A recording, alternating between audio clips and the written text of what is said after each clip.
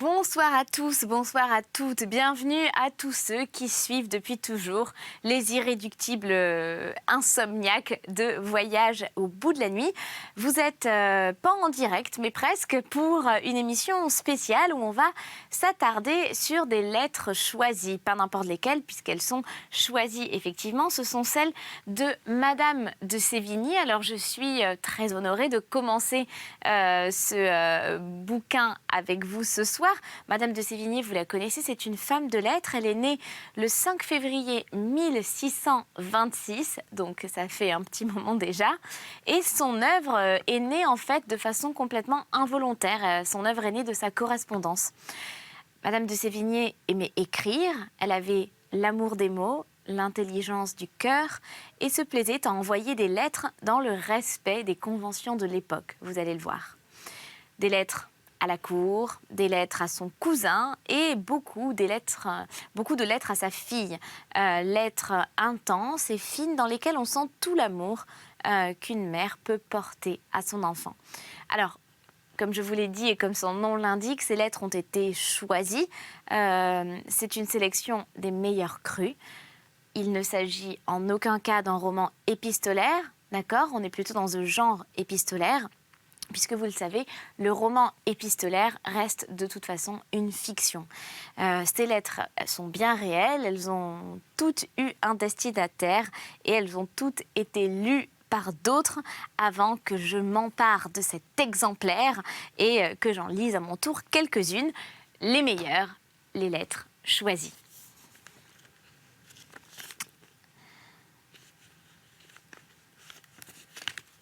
À Bussy Rabutin. Desrochers, le dimanche 15 mars 1648. Je vous trouve un plaisant mignon de ne m'avoir pas écrit depuis 2 mois. Avez-vous oublié qui je suis et le rang que je tiens dans ma famille? Ah, vraiment, petit cadet, je vous en ferai bien ressouvenir. Si vous me fâchez, je vous réduirai aux lambelles. Vous savez que je suis sur la fin d'une grossesse, et je ne trouve en vous non plus d'inquiétude de ma santé que si j'étais encore fille. Eh bien, je vous apprends, quand vous en devriez enrager, que je suis accouchée d'un garçon, à qui je vais faire sucer la haine contre vous avec le lait, et que j'en ferai encore bien d'autres, seulement pour vous faire des ennemis. Vous n'avez pas eu l'esprit d'en faire autant, le beau faiseur de filles. Mais c'est assez, vous cachez ma tendresse, mon cher cousin. Le naturel l'emporte sur la politique. J'avais envie de vous gronder de votre paresse depuis le commencement de ma lettre jusqu'à la fin. Mais je me fais trop de violence, et il en faut revenir à vous dire que Monsieur de Sévigné et moi vous aimons fort, et que nous parlons souvent du plaisir qu'il y a d'être avec vous. De à Ménage, Paris, juin-juillet 1652. Je vous dis encore une fois que nous ne nous entendons point. Et vous êtes bien heureux d'être éloquent, car sans cela, tout ce que vous m'avez mandé ne vaudrait guère. Quoique cela soit merveilleusement bien arrangé, je n'en suis pourtant pas effrayée. Et je sens ma conscience si nette de ce que vous me dites que je ne perds pas espérance de vous faire connaître sa pureté. C'est pourtant une chose impossible. Si vous ne m'accordez une visite d'une demi-heure, et je ne comprends pas par quel motif vous me la refusez si opiniâtrement. Je vous conjure encore une fois de venir ici. Et puisque vous ne voulez pas que ce soit aujourd'hui, je vous supplie que ce soit demain. Si vous n'y venez, peut-être ne me fermerez-vous pas votre porte, et je vous poursuivrai de si près que vous serez contraint d'avouer que vous avez un peu de tort. Vous me voulez cependant faire passer pour ridicule en me disant que vous n'êtes brouillé avec moi qu'à cause que vous êtes fâché de mon départ. Si cela était ainsi, je mériterais les petites maisons et non pas votre haine. Mais il y a toute différence, et j'ai seulement peine à comprendre que quand on aime une personne et qu'on la regrette, il faille à cause de cela lui faire froid au dernier point, les dernières fois qu'on la voit. Cela est une façon d'agir tout extraordinaire, et comme je n'y étais pas accoutumée, vous devez excuser ma surprise. Cependant, je vous conjure de croire qu'il n'y a pas un de ces anciens et nouveaux amis dont vous me parlez que j'estime ni que j'aime tant que vous. C'est pourquoi, devant que de vous perdre, donnez-moi la consolation de vous mettre dans votre tort et de dire que c'est vous qui ne m'aimez plus. Chantal. Monsieur Ménage. 3. Quand je vous donne les chiffres, en fait, c'est les lettres qui sont classées, donc c'est des numéros. Donc c'est pour que vous compreniez bien qu'on est passé à la lettre suivante. Voilà. Et il y en a, voyons, si on veut vraiment s'amuser. Voyons. Alors, la dernière, en tout cas dans cet ouvrage, elle est numérotée 87. Voilà, donc il y a 87 lettres. Évidemment, avec moi, on n'aura pas le temps de toutes les lire, mais j'espère au moins arriver jusqu'à... j'en sais rien. Je ne sais pas, peut-être jusqu'à la lettre 20, quelque chose comme ça. On va voir. Alors, donc c'est la 3e. Et celle-ci, elle est à Pomponne. Paris, lundi 1er décembre 1664. Il y a 2 jours que tout le monde croyait que l'on voulait tirer l'affaire de M. Fouquet en longueur. Présentement, ce n'est plus la même chose. C'est tout le contraire. On presse extraordinairement les interrogations. Ce matin, monsieur le chancelier a pris son papier et a lu comme une liste 10 chefs d'accusation, sur quoi il ne donnait pas le loisir de répondre. Monsieur Fouquet a dit « Monsieur, je ne prétends point tirer les choses en longueur, mais je vous supplie de me donner loisir de vous répondre. Vous m'interrogez et il semble que vous ne vouliez pas écouter ma réponse. Il m'est important que je parle. Il y a plusieurs articles qu'il faut que j'éclaircisse. Et il est juste que je réponde sur tous ceux qui sont dans mon procès. Il a donc fallu l'entendre, contre le gré des mal intentionnés, car il est certain qu'il ne saurait souffrir, qu'il se défende si bien. Il a fort bien répondu sur tous les chefs, on continuera de suite, et la chose ira si vite que je crois que les interrogations finiront cette semaine. Je viens de souper à l'hôtel de Nevers. Nous avons bien causé, la maîtresse du logis et moi, sur ce chapitre. Nous sommes dans des inquiétudes qu'il n'y a que vous qui puissiez comprendre, car pour toute la famille du malheureux, la tranquillité et l'espérance y règnent. On dit que M. de Nesmond a en témoigné en mourant que son plus grand déplaisir était de n'avoir pas été d'avis de la récusation de ces 2 juges, que s'il eût été à la fin du procès. Il aurait réparé cette faute qu'il priait Dieu, qu'il lui pardonna, celle qu'il avait faite. Je viens de recevoir votre lettre. Elle vaut mieux que tout ce que je puis jamais écrire. Vous mettez ma modestie à une trop grande épreuve en me demandant de quelle manière je suis avec vous et avec notre cher solitaire. Il me semble que je le vois et que je l'entends dire ce que vous me mandez. Je suis au désespoir que ce ne soit pas moi qui ai dit la métamorphose de Pierrot en Tartuffe. Cela est si naturellement que, si j'avais autant d'esprit que vous m'en croyez, je l'aurais trouvé au bout de ma plume. Il faut que je vous conte une petite historiette, qui est très vraie et qui vous divertira. Le roi se mêle depuis peu de faire des vers. Messieurs de Saint-Aignan et d'Agneau lui apprennent comme s'il faut prendre. Il fit l'autre jour un petit madrigal que lui-même ne trouva pas trop joli. Un matin, il dit au maréchal de Gramont « Monsieur le maréchal, je vous prie, lisez ce petit madrigal et voyez si vous en avez jamais vu un si impertinent. Parce qu'on sait que, depuis peu, j'aime les vers, on m'en apporte de toutes les façons. » Le maréchal, après avoir lu, dit au roi « Sire, votre majesté juge divinement bien de toutes choses. Il est vrai que voilà le plus sot et le plus ridicule madrigal que j'ai jamais lu. » Le roi se mit à rire et lui dit « N'est-il pas vrai que celui qui l'a fait est bien fat?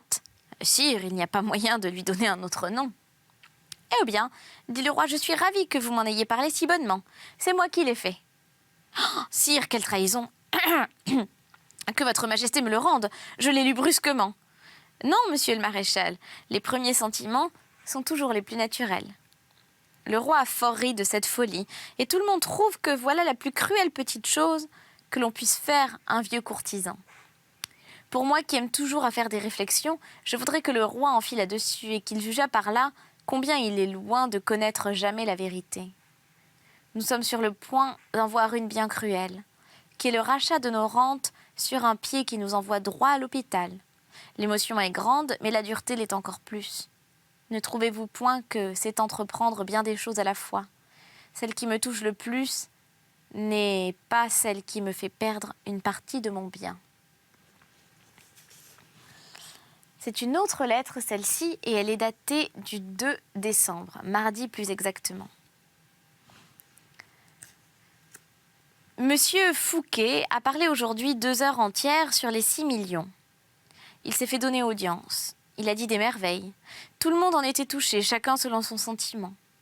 Pussort faisait des mines d'improbation et de négative qui scandalisaient les gens de bien. Quand monsieur Fouquet a eu cessé de parler, Pussort s'est levé impétueusement et a dit « Dieu merci, on ne se plaindra pas qu'on ne l'ait pas laissé tout son sou. » Que dites-vous de ces belles paroles? Ne sont-elles pas d'un fort bon juge? On dit que le chancelier est fort effrayé de l'érysipèle de monsieur de Nesmond qui l'a fait mourir. Il craint que ce soit une répétition pour lui.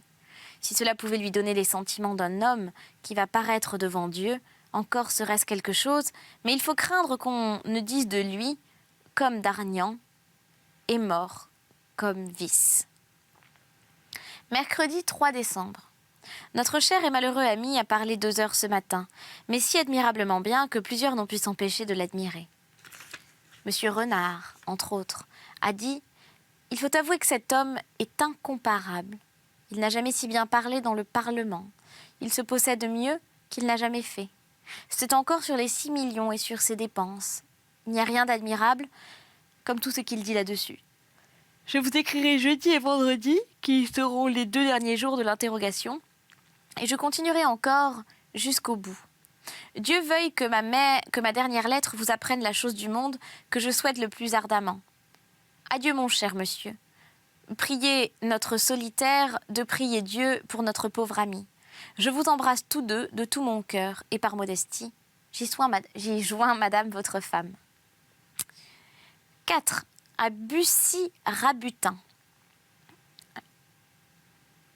Paris, ce jeudi 26 juillet 1668.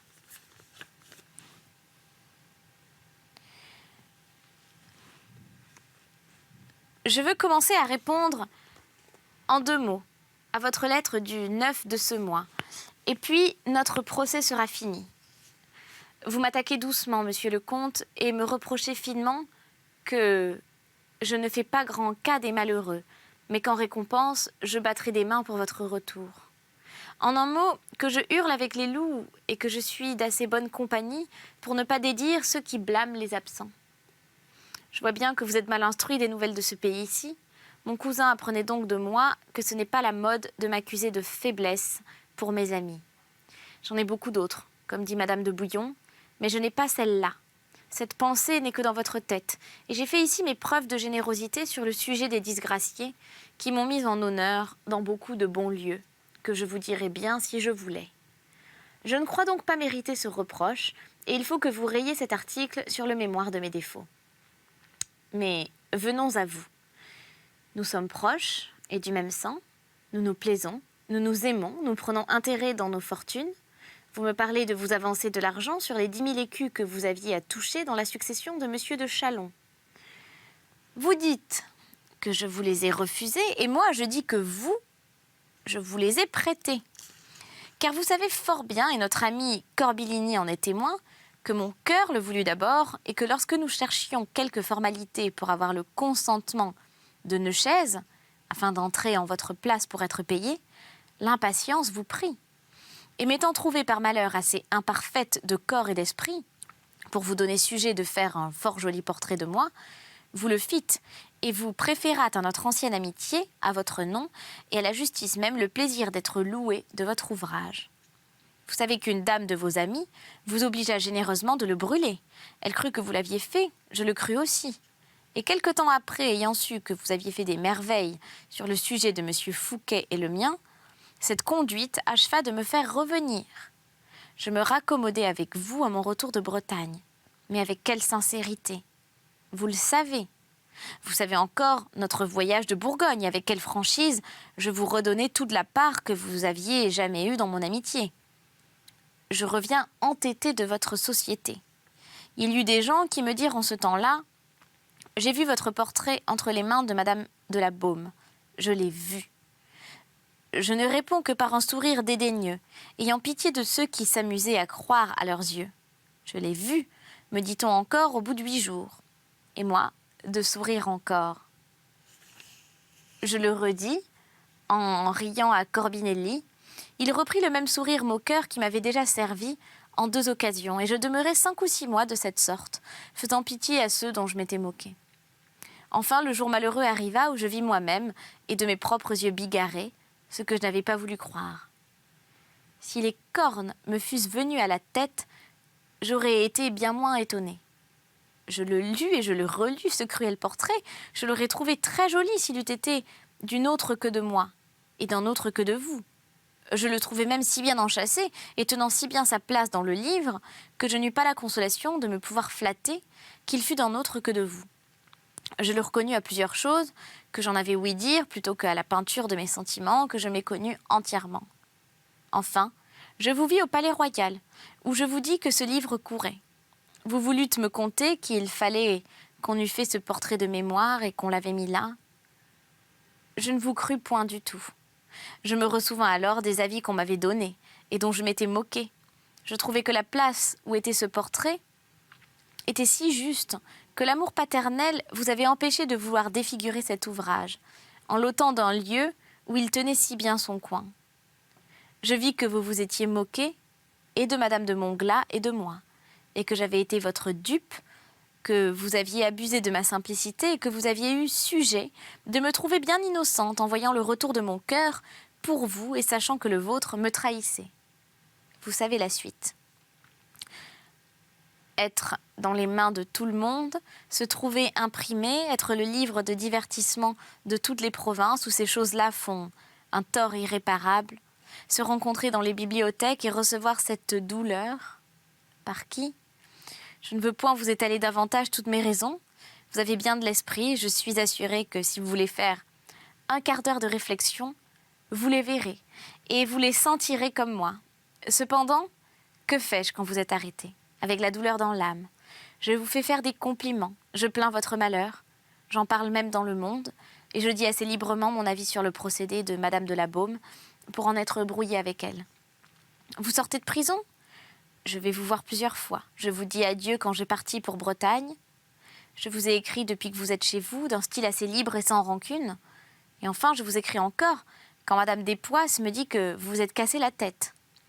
Voilà ce que je voulais vous dire une fois en ma vie, en vous conjurant d'ôter de votre esprit que ce soit moi qui ai tort. Gardez ma lettre et relisez, si jamais la fantaisie vous prenait de le croire, et soyez juste là-dessus, comme si vous jugiez d'une chose qui se fût passée entre 2 autres personnes. Que votre intérêt ne vous fasse point voir ce qui n'est pas. Avouez que vous avez cruellement offensé l'amitié qui était entre nous. Et je suis désarmée. Mais de croire que, si vous répondez je puisse jamais me taire, vous auriez tort, car ça m'est une chose impossible. Je verbaliserai toujours. Au lieu d'écrire en 2 mots, comme je vous l'avais promis, j'écrirai en 2000, et enfin j'en ferai tant, par des lettres d'une longueur cruelle et d'un ennui mortel, que je vous obligeai, malgré vous, à me demander pardon, c'est-à-dire à me demander la vie. Faites-le donc de bonne grâce. Au reste, j'ai senti votre saignée. N'était-ce pas le 17e de ce mois, justement? Elle me fit tous les biens du monde. Je vous en remercie. Je suis si difficile à saigner que c'est charité à vous de donner votre bras au lieu du mien. Pour cette sollicitation, envoyez-moi votre homme d'affaires avec un placet, et je le ferai donner par une amie de ce monsieur Bidet, car pour moi, je ne le connais point. Et j'irai même avec cet ami. Vous pouvez vous assurer que si je pouvais vous rendre service, je le ferais, et de bon cœur et de bonne grâce. Et je ne vous dis point l'intérêt extrême que j'ai toujours pris à votre fortune. Vous croiriez que ce serait le rabutinage qui en serait la cause, mais non, c'était vous. C'est vous encore qui m'avez causé des afflictions tristes et amères en voyant ces 3 nouveaux maréchaux de France. Madame de Villars, qu'on allait voir, me mettait devant les yeux les visites qu'on m'aurait rendues en pareille occasion, si vous aviez voulu. La plus jolie fille de France. Vous faites des compliments, ce nom me paraît assez agréable. Et je suis pourtant lasse d'en faire les honneurs. Nouvelle lettre, 5e lettre, qui s'adresse à Bussy Rabutin. Si je ne dis pas de bêtises, je crois que Bussy, c'était le cousin. Mais je vais faire une toute petite pause. Voilà, c'est la pause où je bois de l'eau. C'est le moment le plus intéressant de l'émission. Tout de suite, ça va beaucoup mieux. Et je cache tout derrière les coussins. Mais comme je vous le disais, à chaque fois, il y a plein de choses qui se cachent derrière les coussins. Et en général, Louise a tendance à laisser des petits bonbons. Donc, je vais voir si elle n'en a pas laissé aujourd'hui. Voyons, voyons. Non, on dirait que le ménage a été fait, il n'y a pas de bonbons aujourd'hui. Mince. Non, tant pis. Bon, mauvaise pioche. Allez, je continue la lecture. Donc c'est à Bussy Rabutin, qui est le cousin. Paris, hop, ce mardi 4 décembre 1668. N'avez-vous pas reçu ma lettre où je vous donnais la vie et ne voulais pas vous tuer à terre? J'attendais une réponse sur cette belle action, mais vous n'y avez pas pensé. Vous vous êtes contenté de vous relever et de reprendre votre épée comme je vous l'ordonnais. J'espère que ce ne sera pas pour vous en servir jamais contre moi. Il faut que je vous apprenne une nouvelle qui, sans doute, vous donnera de la joie. C'est qu'enfin, la plus jolie fille de France épouse, non pas le plus joli garçon, mais un des plus honnêtes hommes du royaume. C'est Monsieur de Grignan, que vous connaissez il y a longtemps. Toutes ces femmes sont mortes pour faire place à votre cousine, et même son père et son fils par une bonté extraordinaire, de sorte qu'étant plus riche qu'il n'a jamais été, et se trouvant d'ailleurs, et par sa naissance, et par ses établissements, et par ses bonnes qualités, telles que nous le pouvons souhaiter, nous ne le marchandons point comme on a accoutumé de faire. Nous nous en fions bien aux 2 familles qui ont passé devant vous. Il paraît fort content de notre alliance, et aussitôt que nous aurons des nouvelles de l'archevêque d'Arles, son autre oncle, l'évêque d'Uzès étant ici, ce sera une affaire qui s'achèvera avant la fin de l'année. Comme je suis une dame assez régulière, je n'ai pas voulu manquer à vous, en demander votre avis et votre approbation. Le public paraît content, c'est beaucoup, car on est si sot que c'est quasi sur cela qu'on se règle. Mais voici encore un autre article sur quoi je veux que vous me contentiez, s'il vous reste un brin d'amitié pour moi. Je sais que vous avez mis au bas du portrait que vous avez de moi, que j'ai été mariée à un gentilhomme breton, honoré des alliances de Vassé et de Rabutin. Cela n'est pas juste, mon cher cousin. Je suis depuis peu si bien instruite de la maison de Sévigné que j'aurai sur ma conscience de vous laisser dans cette erreur. Il a fallu montrer notre noblesse en Bretagne, et ceux qui en ont le plus ont pris plaisir de se servir de cette occasion pour étaler leurs marchandises. Et voici la nôtre. 14 contrats de mariage, de père en fils, 350 ans de chevalerie.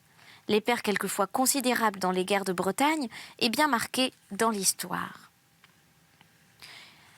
Je vous conjure donc, mon cousin, si vous me voulez obliger, de changer votre écriteau, et si vous n'y voulez point mettre de bien, n'y mettez point de rabaissement. J'attends cette marque de votre justice et du reste, d'amitié que vous avez pour moi. Adieu mon cher cousin, donnez-moi promptement de vos nouvelles et que notre amitié soit désormais sans nuage. Et on s'arrête ici puisque c'est la fin d'une des lettres. On continuera la lecture tout à l'heure lors d'une prochaine émission. Alors restez avec nous, ce sont les lettres choisies de Madame de Sévigné. D'ici là, très belle fin de soirée à vous, très bonne journée si vous venez de vous lever ou si vous partez travailler. En tout cas, prenez soin de vous et on se retrouve très vite sur Voyage au bout de la nuit. Ciao!